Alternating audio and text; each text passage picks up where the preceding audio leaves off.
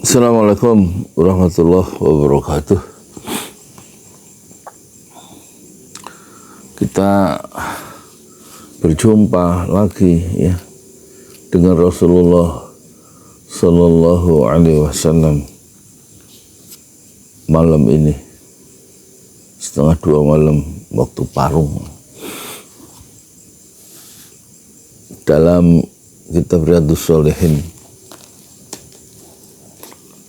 jilid 1 halamannya 143 dari Abu Dzar radhiyallahu anhu bahwa Rasulullah sallallahu alaihi wasallam bersabda, yusbihu ala kulli sulama min ahadikum sadaqatun wa kullu tasbihatin sadaqah wa kullu tahmidatin sadaqah wa kullu tahlilatin sadaqah wa kullu takbiratin sadaqah wa amrun bil ma'rufi sadaqah wa nahyun 'anil munkar sadaqah wa yujzi'u min dzalika rak'atani yarka'uhuma minadh-dhuha. Rawahu Muslim. Pada setiap ruas tulang seseorang di antara kalian ya, di setiap pagi ada kewajiban sedekah. Setiap bacaan tasbih adalah sedekah. Tasbih itu baca subhanallah, itu sedekah. Setiap tahmid adalah sedekah. Tahmid itu alhamdulillah. Setiap tahlil adalah sedekah. Tahlil itu la ilaha illallah. Setiap takbir adalah sedekah. Takbir adalah Allahu Akbar, arti maha besar. Memerintah kebaikan adalah sedekah. Mencegah kemungkaran adalah sedekah. Namun semua itu dapat dicukupi dengan sholat 2 rakaat yang dikerjakan seseorang di waktu duha. Hadis riwayat Muslim. Hadis ini diriwayatkan oleh Imam Muslim dalam kitab zakat, bab penjelasan bahwa kata sedekah digunakan untuk setiap jenis kebajikan. Penjelasan kata ya. Coba ini kita pindah di sini ya. Nggak sempit. Ala kulli sulama, artinya ala kulli sulama, atas setiap ruas tulang. Di dalam bahasa Arab kata ala biasanya untuk menunjukkan hukum wajib. Jadi ala kulli sulama. Di dalam bahasa Arab kata ala biasanya untuk menunjukkan hukum wajib, tetapi di sini hanya berfungsi untuk memperkuat hukum sunnah. Ini kata pengarang begitu.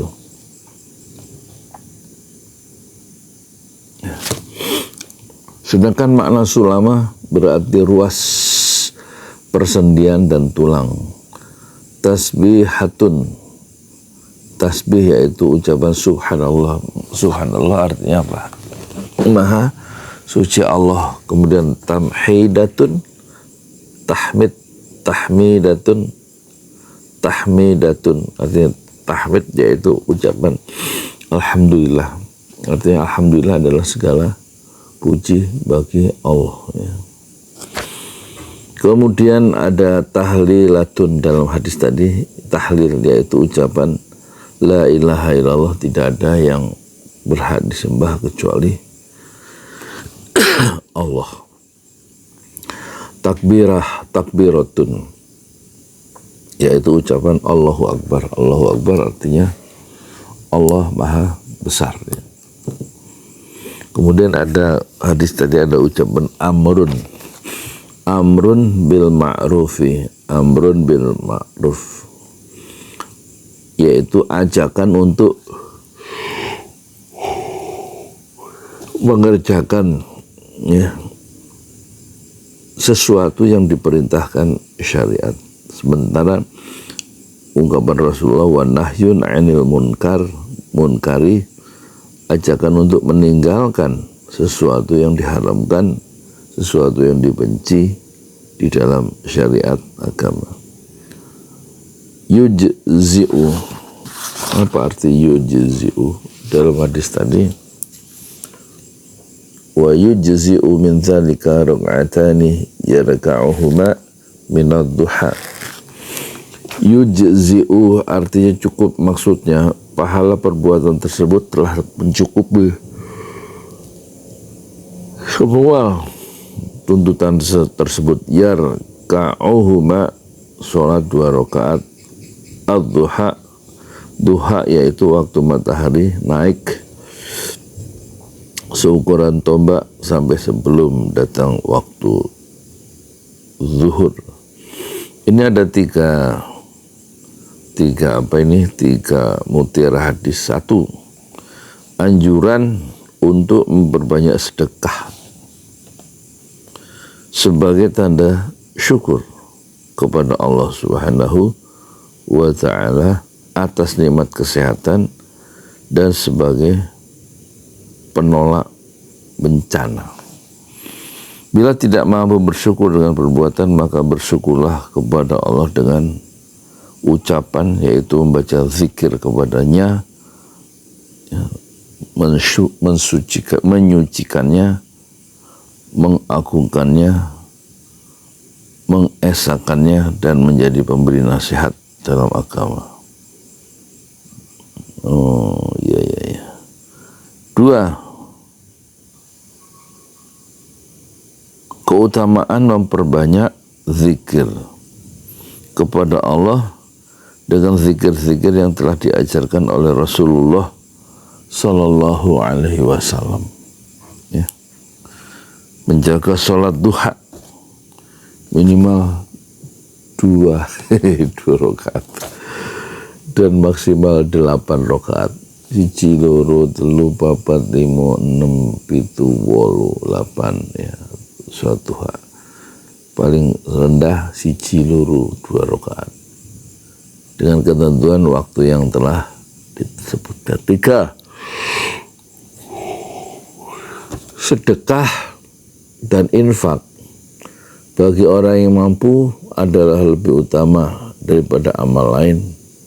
Manfaatnya dirasakan oleh orang lain. Namun jika ia menggabungkan antara amal harta dan amal fisik, maka ia telah melakukan sesuatu yang lebih sempurna.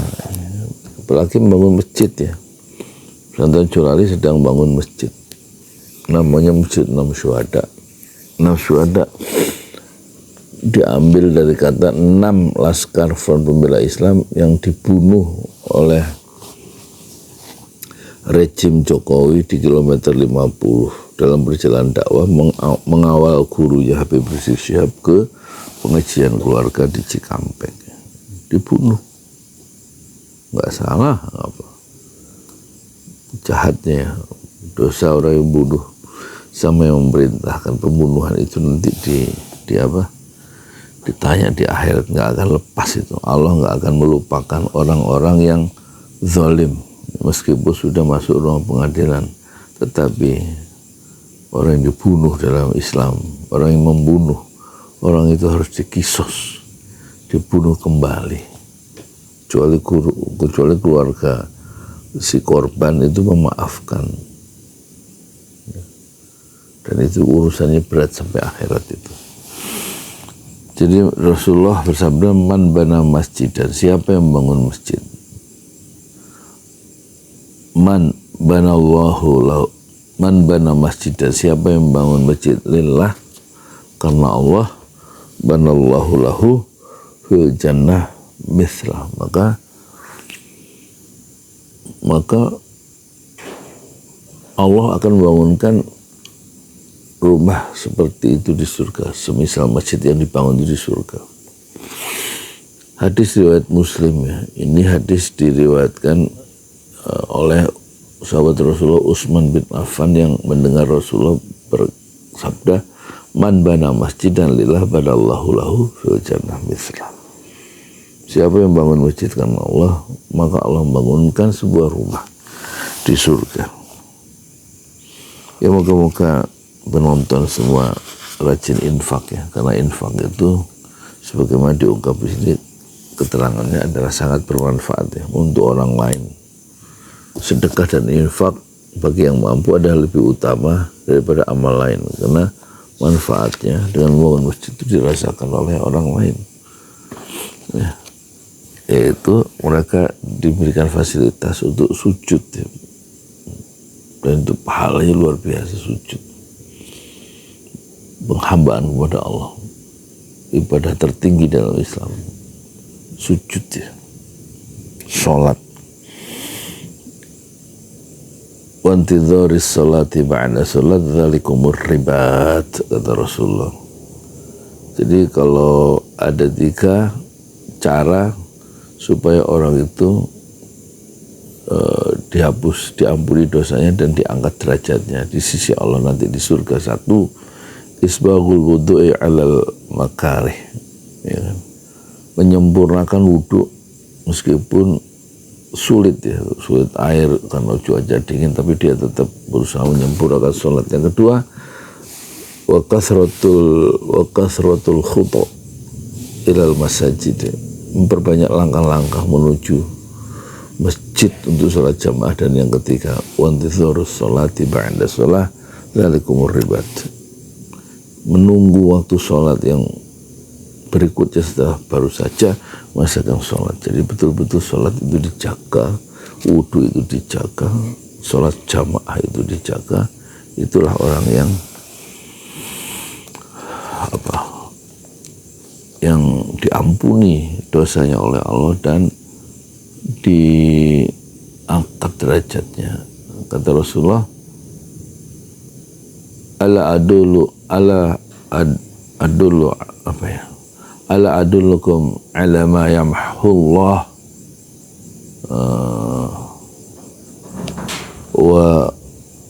wa yarfa'u bihi darajah. Qalu bala ya Rasulullah, qal isbaghul wudu'i 'ala al-makarih wa kathratul khutu' wa apa ya, satu lagi tuh, wantidharul sholati ba'da sholah. Udah tasiyah udah 24, gampang lupa. Wantidharul sholati ba'da sholah ya. Jadi menantikan sholat setelah sholat yang satunya dikerjakan. Tapi sholat subuh nunggu waktu sholat lohor itu tiba.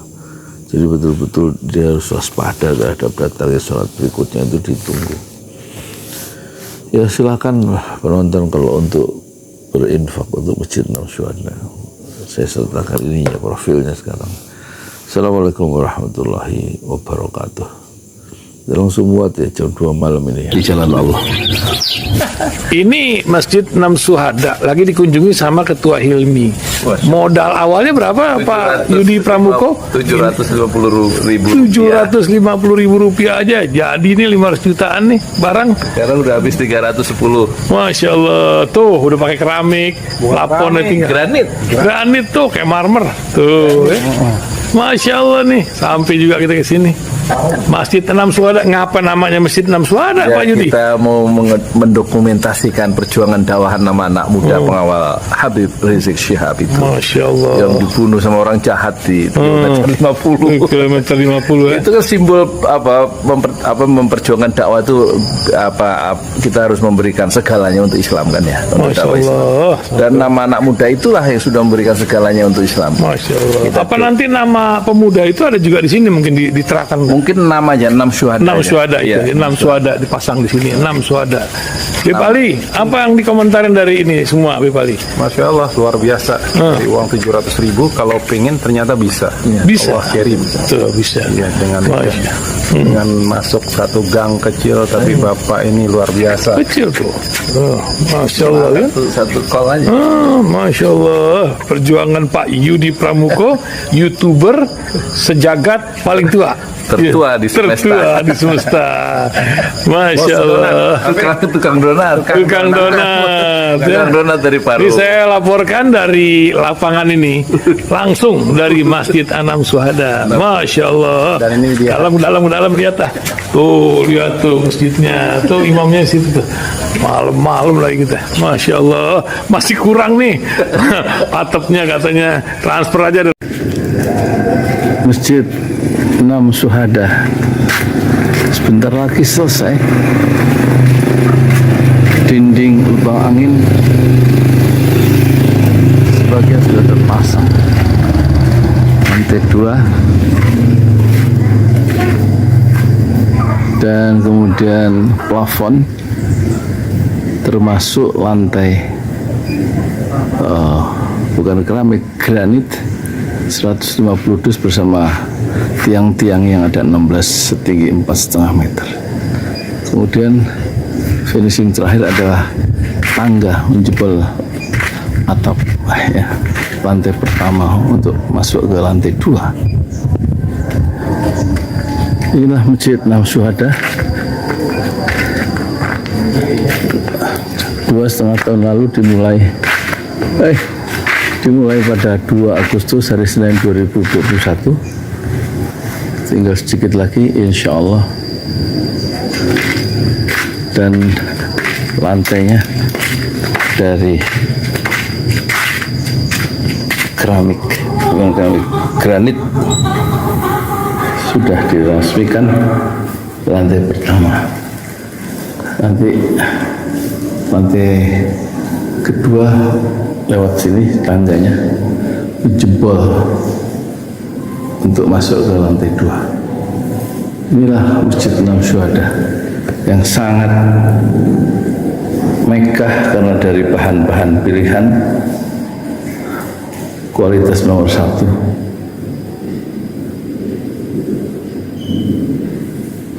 Tinggal sekitar 80 juta lagi finishing lantai atas selesai, insya Allah.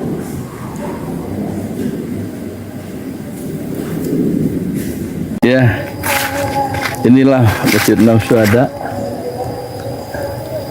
yang sangat bersejarah ya dalam sejarah dakwah Indonesia modern, insya Allah, karena ini dibangun dalam konteks kezaliman rejim penguasa yang sudah membunuh 6 santri dari front Laskar Front Pembela Islam, dan kita abadikan pengorbanan dan perjuangan dakwah mereka sehingga kita sebut namanya Masjid Anam Syuhada. Mereka mengawal perjalanan dakwah gurunya Habib Rizik Syihab, dan mereka dicegat oleh orang-orang jahat di kilometer 50. Saya Yudi Pramuko, tukang donat dari Parung Juber, tertua di semesta fasbir sabrun jamil. Bersabarlah dengan kesabaran yang indah. Assalamualaikum warahmatullahi wabarakatuh.